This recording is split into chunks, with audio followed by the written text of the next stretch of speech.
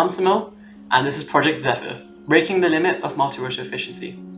I've been working on Project Zephyr for roughly the last 2 years, very passionately, as drones are my hobby, and this ties in very much with drones. Drones and multi-rotors can be seen as interchangeably the same word, so when I say drone, I mean multi-rotor, when I say multi-rotor, I mean drone. And yeah, this project is about increasing the efficiency of drones to increase their usability in society, and I'll go into detail how they can be used and potential specifics later on. So let's get started. How are drones useful? As you can see in these images here, there is a police drone and what looks to be a DHL concept delivery drone. Why aren't drones being used everywhere? Well, firstly, let's go into how drones themselves are useful. Drones are incredibly versatile. They can take off from virtually anywhere and land almost anywhere. This is because of their ability to take off vertically, which only helicopters currently possess, and even so require a large helipad, lots of air clearance, produce giant winds which cause all sorts of havoc and mayhem when they come into land somewhere. And yeah, this allows them to be deployed almost anywhere. They can carry payloads, and unlike a plane or a helicopter, which require often long gliding slopes to turn, they're incredibly agile and can be made to turn at any point in their flight. So a drone could drive or fly, stop immediately, turn, fly in the opposite direction with around 1 or 2 seconds of turnaround time, something which these other aircraft are simply not capable of. They're also much more robust and redundant. They can survive propeller losses, etc., and still function with the remaining powertrain components, for example, other propellers. But yeah, they're very useful. And as you can see, they can be quite small. You wouldn't be able to have a helicopter or plane this small while still being useful. So why aren't they being used everywhere? Why isn't Amazon, let's say, well, they have been trying for a while, delivering their parcels to your door via a drone? Or for search and rescue, why are they sending out helicopters when they could be sending out drones? The issue is flight time. There is not enough flight time. An average well-to-do drone would get roughly 30 or 40 minutes of flight time. Let me pull up the slide table. So this is a nice table showing some of the most popular drones out there, and these are by DJI, who have monopolized the drone market. So these are some good drones here. And you can see the flight times are around 30 to 40 minutes. It's not that good compared to, let's say, an air ambulance, which can stay in the air for hours on end, or a plane, cargo plane, for example, stay in the air for hours. Yeah, this is just not comparable. And let me just give you an example which might bring into terms how low this really is.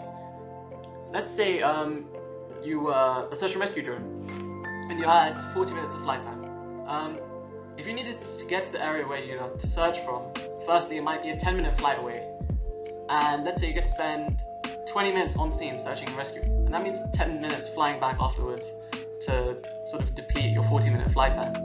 That's simply not enough, and in the real world you don't actually get 40 minutes. These numbers are skewed by the manufacturer. In ideal conditions, I lifted them straight from the manufacturer's website, but yeah, it's just not enough flight time, and that means that the benefits of these drones can't be used. Similar with other use cases, for example delivery, you just can't use short flight times. You have to account for other mistakes, for example, if your order gets cancelled halfway through, or if the drone has to be rerouted, or the route has to last longer due to bad weather. So these times are not good enough.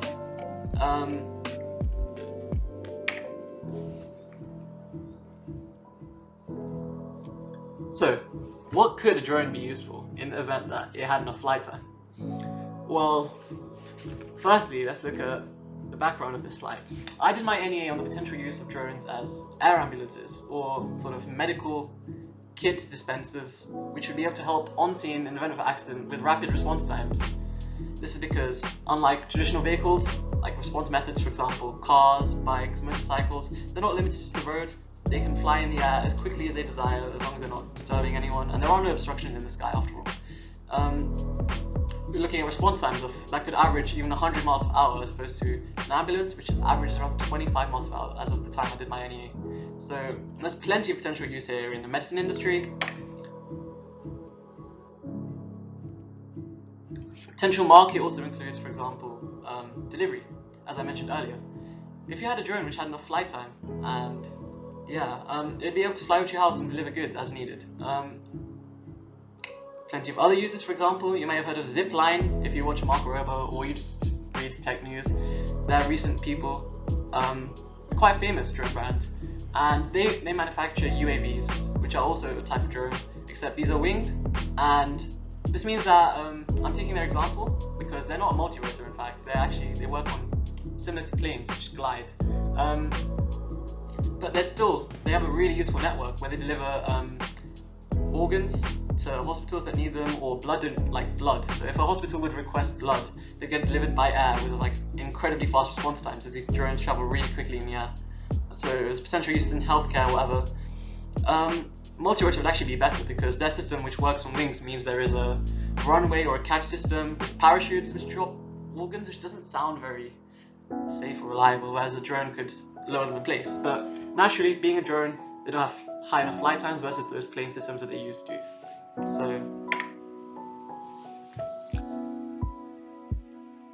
So, being a drone hobbyist, which means I love flying and building drones, I took my initial prototype drone and bolted more batteries on. I was not happy with the flight time of this thing. It was unlike those highly efficient mass-produced drones by DJI, which I showed you earlier. This thing had a flight time around 10 to 15 minutes, and I was not happy with that. So I bolted some batteries on. This is around 2 years ago, and yeah, as you can imagine, that did not go very well. And there's a reason that had not been done by other people and used. It simply did not make sense. So I went back to the drawing board and researched the flight dynamics of drones and figured out what made them tick. What makes their flight time what it is. If I had to summarize all my learnings in 3 words, it would be weight, efficiency, and speed. In reality, there are a lot more factors. This is just making it concise. For example, the aerodynamics, the ratio of weight of payload to battery, all sorts of other factors. The efficiency of your propellers, the efficiency of your motor coils, efficiency of your battery and its ability to discharge, but I'll just leave it with these 3. Efficiency, that determines how much of the energy you carry actually makes it into a force which pushes you off the ground, and weight and speed, which govern how much energy you use. So, let's just look back at Zephyr V1. Also, I'll take the opportunity to point out, Zephyr is named after the god of wind in Greek culture, mythology actually, my bad. Yeah, so as you can see here, it's not as efficient as it could be. It's very obvious that this frame is general purpose. It's from a kit, and I just bolted on whatever to make it suit my needs.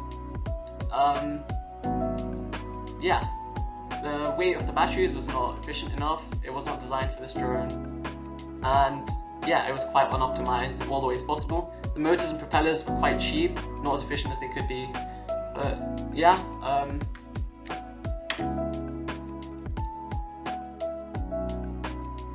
You might be wondering, how far can we push the limits? Because obviously, if it can be done, why hasn't it?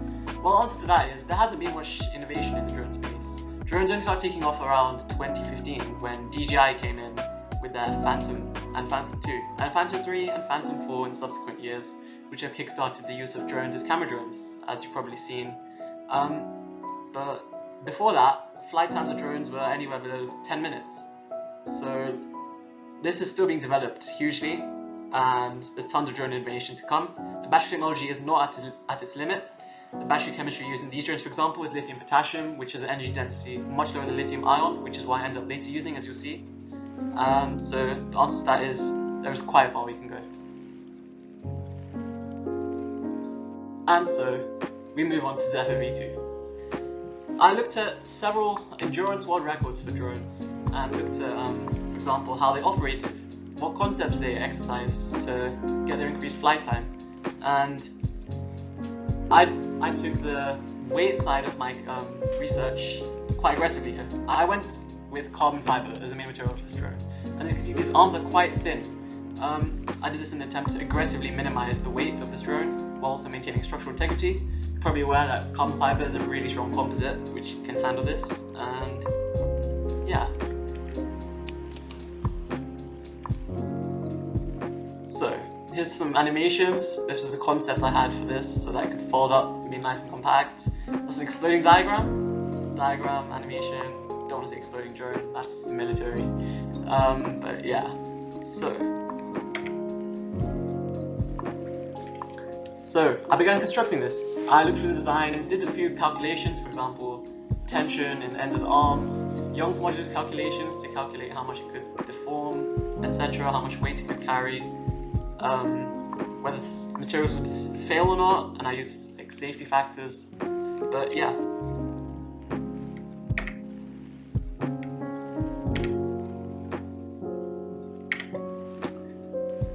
The screws that you see there are titanium screws I ordered off eBay naturally, and the carbon fibre was sourced from Easy Composites, which is a UK manufacturer of carbon fibre.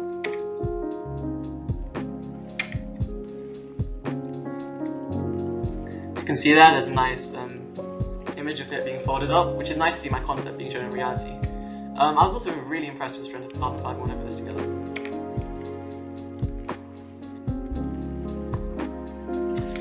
So, motor, ESC and propeller choice. ESC standing for electronic speed control. This determines how the propellers spin. And yeah, these choices were intentional. So I'm looking here to maximize efficiency, which was the second bullet point on my list of things that govern flight time. I used an overspec ESC, 35 amps right there, whereas in reality I was only using around 5 or 10 amps.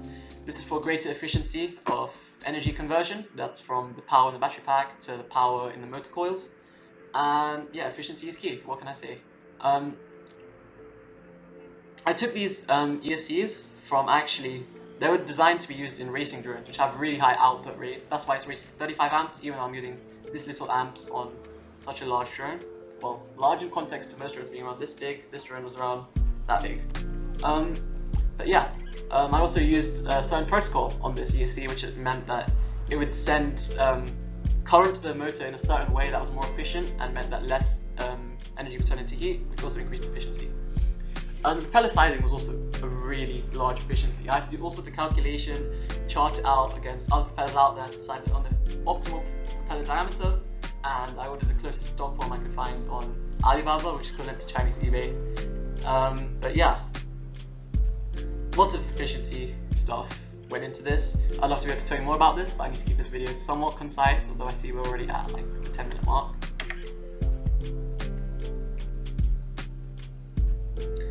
Some more images. Assembled Zephyr V2.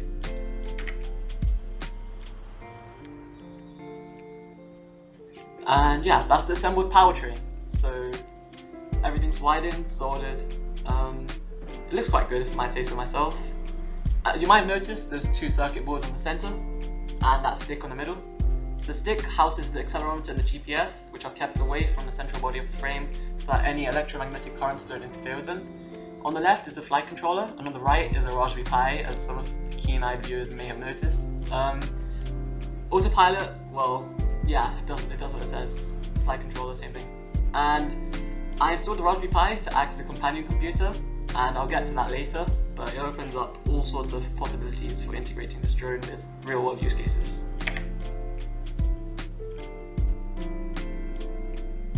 So, Zephyr V2. I haven't gone to the battery section of this yet, that's coming next, but I'll give a quick recap of how this drone went. I was able to get this drone flying reliably, had it in the air for several hours reliably. It would just hold position perfectly with no oscillations, and it was quite good. It successfully achieved its mission and it got a flight time of around 1 hour 45 minutes, and I have video recordings to prove this. It was great. I shared it across the internet to all sorts of other people who were interested with drones, who loved it. I actually reached out to the guy with the drone world record, which is above this, as you might imagine, but that's a separate story. And he's done also a ton of innovations on his models. They defer to mine, but I might get to that in more of an in real life presentation. But yeah, it's quite successful, but I'm not done here.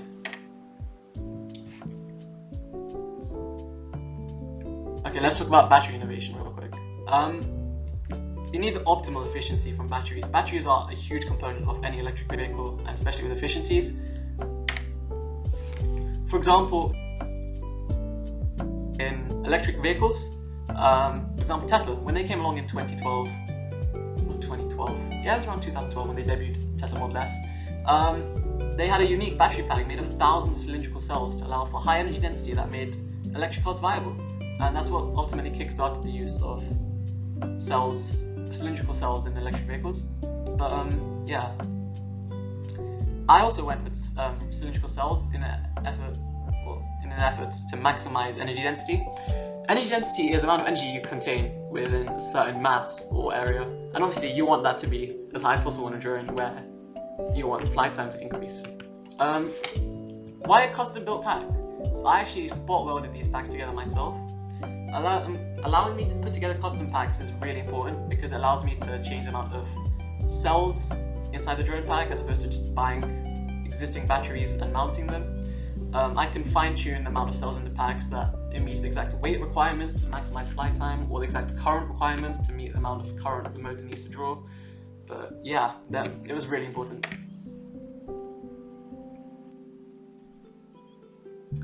So this was the initial iteration of Zephyr V2.1 battery pack.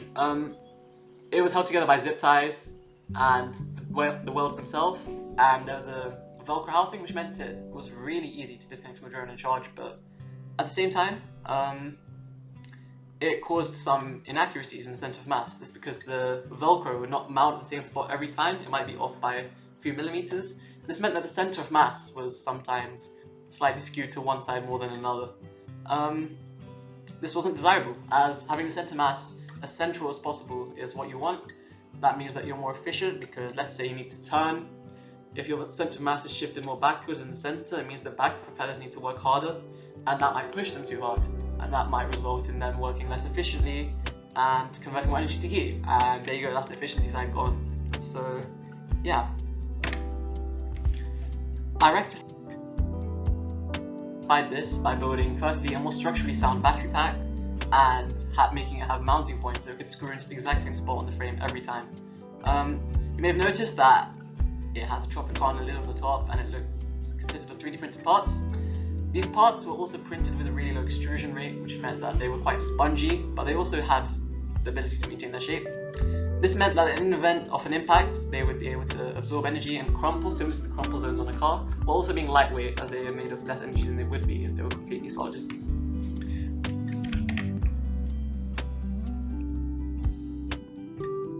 So, this image might look kind of catastrophic, and it is.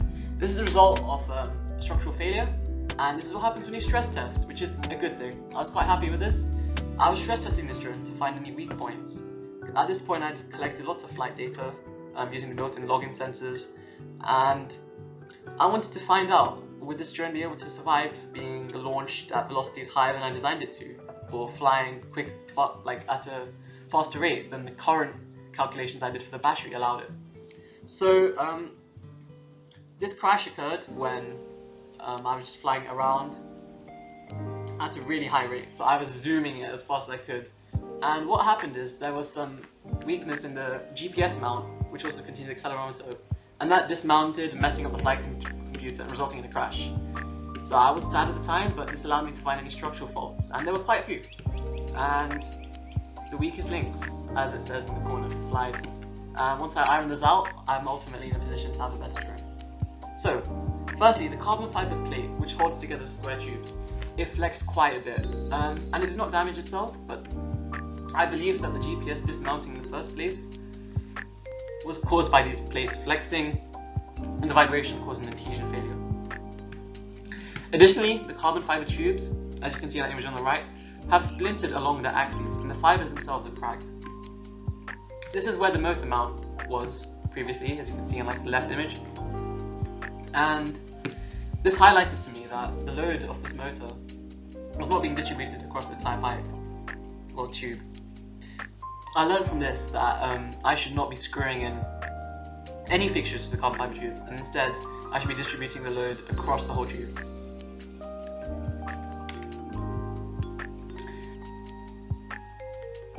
And so we move on to Zephyr V3. As you can see, the tubes are now round, and the mounts epoxy onto the outside circumference of the tube, meaning that the load gets distributed across the whole thing, and that means that you don't get any fibers cracking or having all the stress placed on them specifically, as we saw in the previous image. I went with round tubes as so sorry about that. I went with round tubes as Firstly, it's much easier to distribute the entire load around them by having a round fixtures you can see there. While also they're much easier to work with and they're much more aerodynamic, which means that less of the airflow from the propellers is being interrupted, and even if it is, it's sort of curved downwards.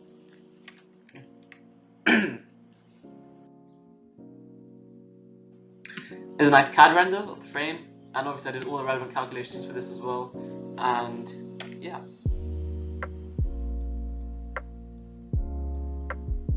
The motor mounts themselves were actually 3D printed out of plastic. I 3D printed them because firstly plastic is lightweight, and secondly because it was a method of production that I had easy access to. I needed high tolerances so that these could grip the pipes while also allowing them to be able to be made by me. I have a 3D printer right here next to me. In fact, this is my mounts on this printer. But yeah, 3D printing, way to go, rapid prototyping. And carbon fiber tubes, I've already talked about this.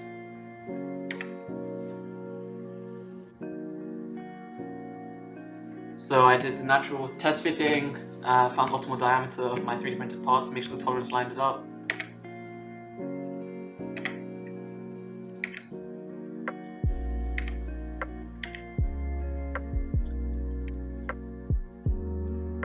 And so it was put together. I actually have the Zephyr V3 frame right here behind me. I have the V2 frame for reference as well. I keep these so that I can look back on them, and I can also point them out in presentations in person, which would be great. Motor, ESC, and propeller choice. Now these were quite deliberate. You cannot just use any propeller, motor, ESC combo, as I've stated earlier in a very similar slide. Now I did actually reuse the motors and ESCs. This is mainly due to money not growing on trees. And I just reused them. But I went with folding propellers this time. This is because firstly, in the initial crash failure of V2, I noticed that the propellers did shatter in what looked to be slightly dangerous manner. They actually had jagged edges and were cracked, and I did not like that. So I switched over to these plastic propellers, which firstly would not be as harmful in flight. Secondly, they're folding propellers. Because they fold, that would mean that in the event of an impact, they would dispel, like sort of, their kinetic energy would just be transferred into them folding inwards. And yeah, I mean, that's great. I don't want that kinetic energy to be used damaging something or damaging itself. And yeah, I also use folding propellers because this drone is much larger than V2. V3 is giant.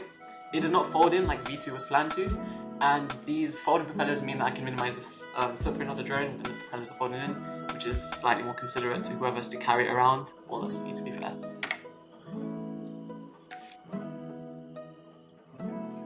The battery packs of Zephyr V3. So as you can see here, there seem to be a lot more cells on this, and yeah, I went with 2 separate battery packs, and this is because it allows for redundancy. If, let's say, one cell were to fail, or the weld between the cells were to come off, it would mean that the second battery pack would still be wired in parallel, so you would not experience drastic power loss, and the drone would be able to just continue flying. These packs are also much more hot swappable than the previous ones. Like the previous pack was just a giant thing that I'd have to screw in or Velcro on, whereas these can just be lifted out or even hot swapped. You could operate it on just one pack, charge another one, swap it back in, etc. It also made it quite modular. It meant that you could take one battery pack off and then replace it with a payload of the exact weight while running off the other battery pack, which does not mess up any of my flight calculations, optimizations, efficiencies at all, as the net mass is still the same. Yeah, what else was I going to say? Yep, that's about it.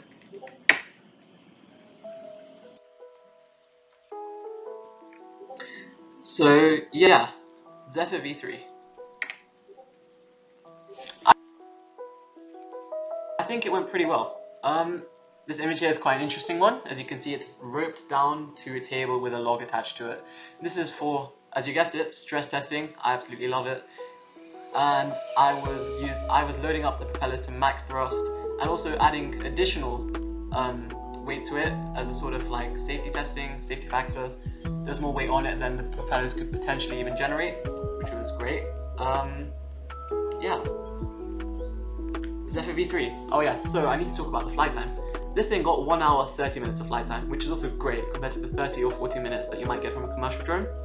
and I'm not sure I have much else to say. I might add that the flight time has decreased, but this was intentional and planned. This is because I went with a much more stable structure. I didn't want this one to fall apart or break like the last one. So yeah.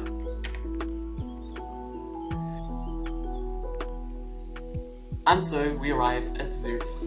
Zephyr, named after the god of wind, Zeus, the god of lightning. So, as the name quite boldly implies, as well as this image in the background, I'm looking to take these efficiency benefits. There are a ton more of like optimizations and design iterations, stuff I've added to make these drones last longer, but I can't get to it all in this video, it's already quite long. But yeah, I need to scale this up to something useful. For example, in my NEA, I did make a prototype of a small drone, which would be able to dispatch ambulance equipment, but it wouldn't be able to do much if it was just the size of a medical kit. Like, those things are everywhere anyways. Or for example, for delivery, what's the point if your drone can only deliver, I don't know, a hairbrush worth of weight, whereas the parcels that you get delivered to your house might be groceries weighing several kilograms or more. Or for such a rescue, you need to be able to carry a person, for example. And so the idea of Zeus began. This render was an initial idea by me. I was just conceptualizing ways to take my design principles and scale it up.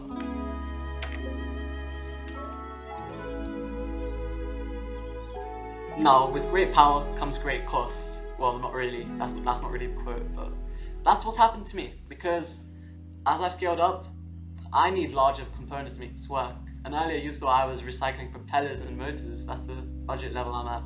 So I needed to look for a way to get my hands on parts first, and then design around it, because as you can imagine, parts this powerful do not come like that, or come easy.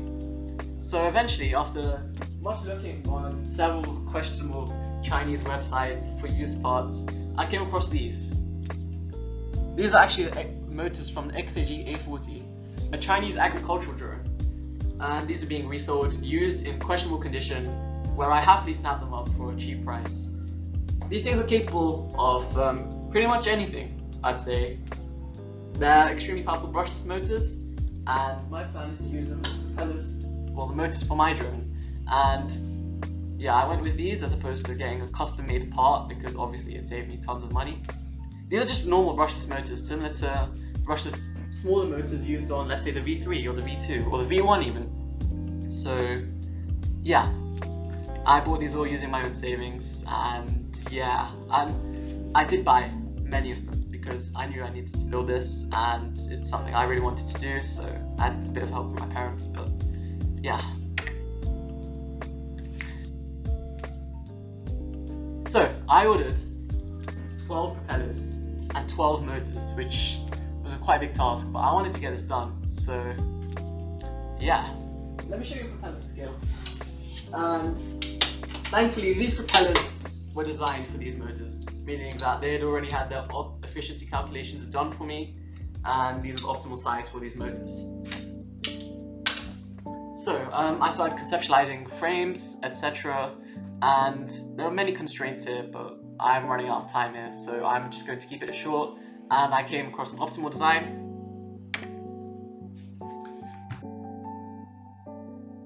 For Zeus V1. Now, yes, it looks quite interesting. That chair is on there purely for just like visualizing purposes. But the chassis itself is what you should be looking at. A lot of innovation gone into that. And now this is only design at the moment. This is near currently where I'm at in this point of time. I plan to have something like some sort of chassis to demonstrate at the event in person. But I still have all of this stuff to display, and I mean, if my event planning is going well, I should be able to have a chassis of sorts within the next month or two. And I do have the propellers and motors, so it'll be interesting to see how things go from there. But yeah. So, that's Zeus V1.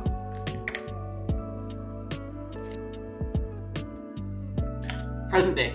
So I'm still working on this project lots. I didn't finish at V1, V2, or V3.